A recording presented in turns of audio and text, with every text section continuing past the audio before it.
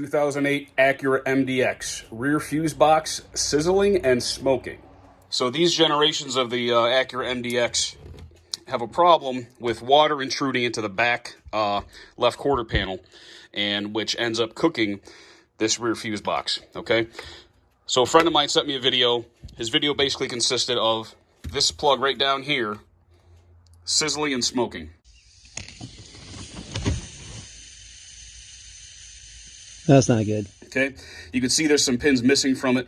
I've already taken this apart and repaired it. I'm going to show you that procedure, how to get it apart, how to clean it, repair it. Unfortunately, these 4 pins down here that are missing, they did not survive. This is just the plug for the trailer connections, so we're not too worried about that on this car, but we're able to bring the rest of this thing back to life, and I'll show you how. Okay, so the symptoms on this car were that the back hatch would unlock by itself, or if it was closed, the dash would show that tailgate is open. The alarm was going off for no apparent reason. All kinds of problems. You had the all-wheel drive light on, some other lights on. The dome lights would come on even though everything was shut. This problem cropped up after a significant thunderstorm and rainstorm one night, especially for our area. A lot of rain came down fast, and then the next day these symptoms were present. So the owner heard sizzling and from this back left quarter here, and opened up this panel to investigate. So right behind this panel is the rear fuse box for this car. Okay, I've already unbolted it. There is a nut down here. I think there were 10mm heads, but I'm not exactly sure. Then there was another one up to the top left. So you get that line back up again. I'll show you where that goes. Right back there, the top left, there's another nut that's supposed to be there. Okay, so he heard sizzling from this plug down here, sizzling and smoking. This is the plug that just services the trailer harness, in case if you're going to plug in a trailer to the back of this car. So it's sizzling and smoking from here, and he noticed it was wet. Like he could touch all of this. This was all wet. So water had come down in this quarter panel somehow. We don't know exactly on this car. The forums talk about everything from roof rails leaking for the roof rack to leaking window seals, having water come down in this area. But nevertheless, it was soaking wet, actually dripping wet. The whole fuse box was. So the only place we could find one, we couldn't find one used, at least not online. We did find new ones that were close to $300. So I told my close friend of mine, I said, let me just see what I can do with it. So at this point, we've already pulled the fuse box out. I've cleaned it out, repaired it, and reassembled it. And we know it works now.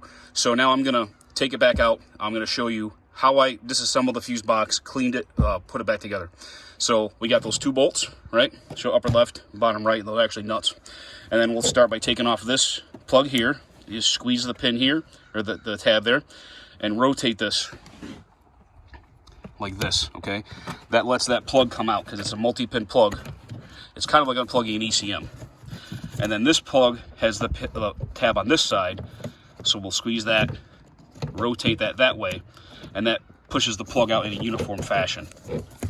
And then we've got this one down here, which I assume is the feed, because it's the largest plug, largest wires. Just squeeze that tab. And actually at this point, I believe we can pull this out through this hole. Just like that. Okay. And these plugs are red now because I had him spray some battery terminal protector in there to try and help keep a little more moisture out of there.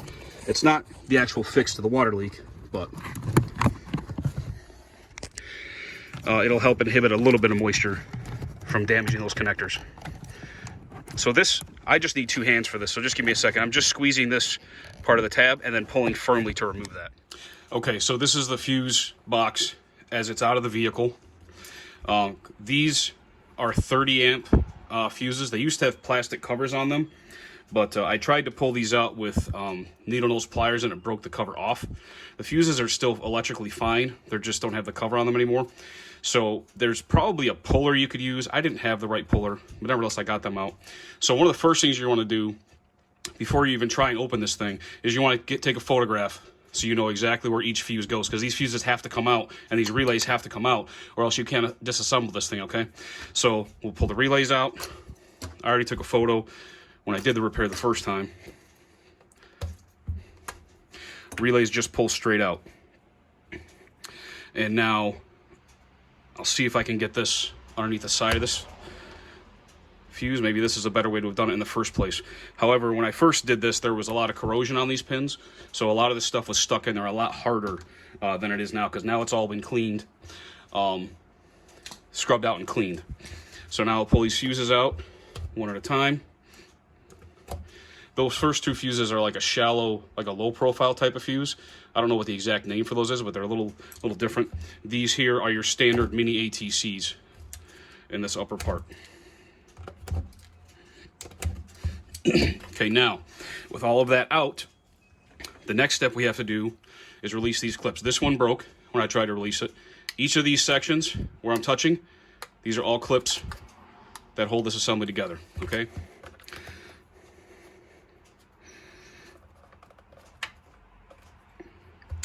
Another method could be get a couple of flat blade screwdrivers going at the same time and just release those clips.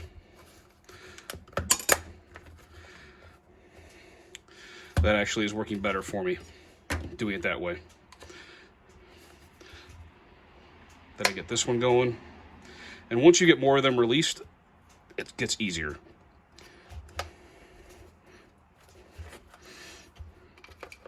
And just work your way around one clip at a time. All right, so that one's released. And now I'll use another flat blade here. Get that one released, and now I can pull, and it starts to come apart, see? So now I got it partially apart. Now the rest of the clips are easier to work as we go.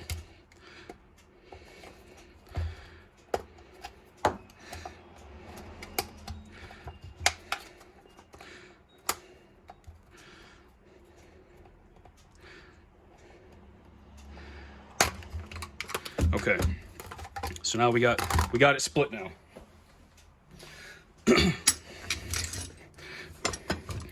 Now this is where things get pretty cool. At least I think. I think this is a cool, kind of a cool design, all things considered. I don't think that the water getting into the car is very cool, of course. But so let's lay down this over here, okay? So we keep everything in order. Now to go any deeper, you got to pull out this one Phillips screw. That holds this entire circuit board assembly to this front plastic piece. So we'll just pull that out. There's no magic there. Put it somewhere where we won't lose it, hopefully. And now, all of the circuitry will pull out. So if you have corrosion in here, you're gonna have to watch as you pull these out because it might get stuck. For example, here in this cavity, there was a lot of corrosion. There was so much corrosion, actually, that some of these pins didn't survive the project because they were so corroded and destroyed. These pins actually broke in the process. So this car will not be able to use this plug ever again for the trailer harness. But if you don't tow with your MDX, then that's not really a big deal for you. So just try to work this out. There's nothing else holding that in there anymore, except for maybe some corrosion. So you want to just watch it. Just pull gently all the way around. Okay, you can see here this is a multi-layer board, or a multi-layer assembly with circuitry. So you just want to keep, you can move it back and forth like this, right, a little bit. And that can also help get all these pins released. Because what you're doing is you're pulling all the pins out that way of this whole assembly, okay? So then you have that. We'll place this to the far right, because you know, that's the top part. Now, what we found is that because this was vertical like this, all the water made its way to the bottom of this circuitry. So you can see here all this water damage. I used some rubbing alcohol and a toothbrush, and I scrubbed it as best I could. I scrubbed everything with rubbing alcohol and a toothbrush. Then I sprayed it off with compressed air, okay? And you can see even after doing that, there's still some damage here, but nothing is shorting anymore, okay? Some of these pins were shorting together because of the moisture, and that's what was sizzling and causing the smoke. So now here's the fun part, okay? This is what I like about this design. This has 3 layers, okay? So go around carefully and gently separate these layers because water is trapped in between these layers as well, causing shorts. So just gently, ever so gently move these apart. It'll get caught once in a while. Just gently use a lever, you know, a screwdriver or whatever. And that's the top layer, okay? I'm gonna set the top layer over here so I don't lose track of it. But before I do that, you can see there was also water damage on the back of this. Okay, same type of damage. So I did the same thing. Rubbing alcohol, toothbrush, then I followed up with some contact cleaner also. Some QD contact cleaner also, and a toothbrush. Cleaned it all off with compressed air. So I'll let that over to the side. Now we got another layer, that's these pins. Same deal. Gonna separate it carefully. Pay special attention to this end, because both of these boards have pins that go all the way through to this white connector. Okay, those are the longest pins that have to come out. And you want to just do it very gently and carefully. Watch what you're doing. Try not to break any of those pins. So you see how this screwdriver is going all the way underneath there? It's helping those pins up as we go, okay? Just like that. You want to make sure that they stay straight. You don't want to bend them. Same scenario here. Water damage got in here between these layers. Scrubbed it with alcohol and a toothbrush. Came back, hit it with the contact cleaner, scrubbed it again. And now there's no shorting. I think these are aluminum clad copper, because once I scrub them, they have a copper color now. But I think these are actually aluminum coating to try and help reduce corrosion. This bottom piece is just a plastic cover. Okay? And that exposes the main board. The board also suffered some water damage down here. Again, scrubbed everything with alcohol and contact cleaner, cleaned it up the best we could, and we put it back together, and it functions. It actually functions again. So we're both pretty excited about that. So that is the full disassembly of your rear fuse box on the 2008 and similar Acura MDX. And now I'll show you the reassembly so we can see what's really going on. Okay, so now at this point, this gives you the opportunity to go through and scrub everything with alcohol and then contact cleaner and clean it up and dry it real good, blow it out with some compressed air, make sure it's clean again, okay? Then you start with the main board. Your plastic cover goes on just like this, okay?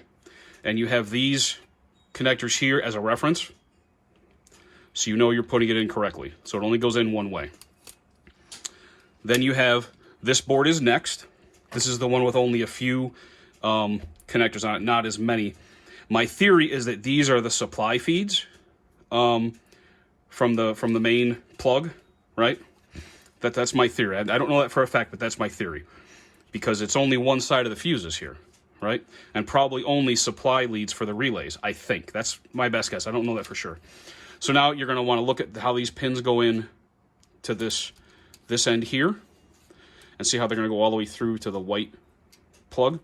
And you just want to push everything in nice and evenly, as straight as we can. Should just squeeze together gently. And you should feel those pins making contact. Squeeze all the way around, and then put your connector back on the left side again so we keep everything oriented properly. This is the next layer, okay? This has a lot more contacts on it. So that's what makes me think that these are then outputs from this box. So we'll do the same thing, okay? We'll use these gray connector pins as a reference to go through these holes, right? And then we'll also carefully line up these pins into this row of pins. If you get lost and you're not sure what you should be doing or what order this goes in, if you look at this, how these pins line up to those holes in that board, right here, you'll see that it only has openings for this board. So you know that you have to put this board on first, or else you can't put these pins in, okay? See how they line up perfect? You know you're doing it right. So we'll line those up. We'll line up the gray connectors in the center, and we'll start pushing it down gently, squeezing it gently all around, making sure it's fully seated, okay? Then you want to watch these pins here because they'll push up a little bit. This section here, so just push down a little bit, right? We're on the white connector side. Push down a little bit. Make sure they're fully seated, okay? And you want to try and make sure that these pins are as straight as they can be because otherwise your plugs and your fuses and relays will not go back on again. Okay, now flip this guy around. because this is our main feed, and that is the connector for the main feed. So now we can reinstall this. You don't ever want to force this, okay? If you have any issues, you want to double check your pins and make sure they're coming through straight. You don't want to smash or bend any of these pins while you're doing this, okay? So that's fully seated. That's what that looks like. The circuit board should look just about like that when it's fully seated, okay? Now we're ready to put this single Phillips head screw back in where we took it out from.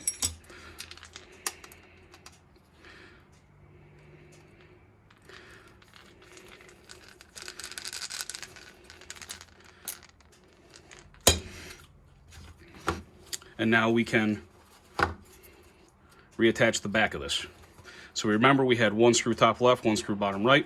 So that's how we know that this is going to go back in like this. Now you can also see that these tabs are all going to line up correctly to go back on. Squeeze it firmly. Make sure all the clips that aren't broken are seated. And now you've successfully reassembled it. So now we're going to refer to our photo that we took before we started. Make sure we put all these fuses and relays back in the right places, and then we'll be in good shape.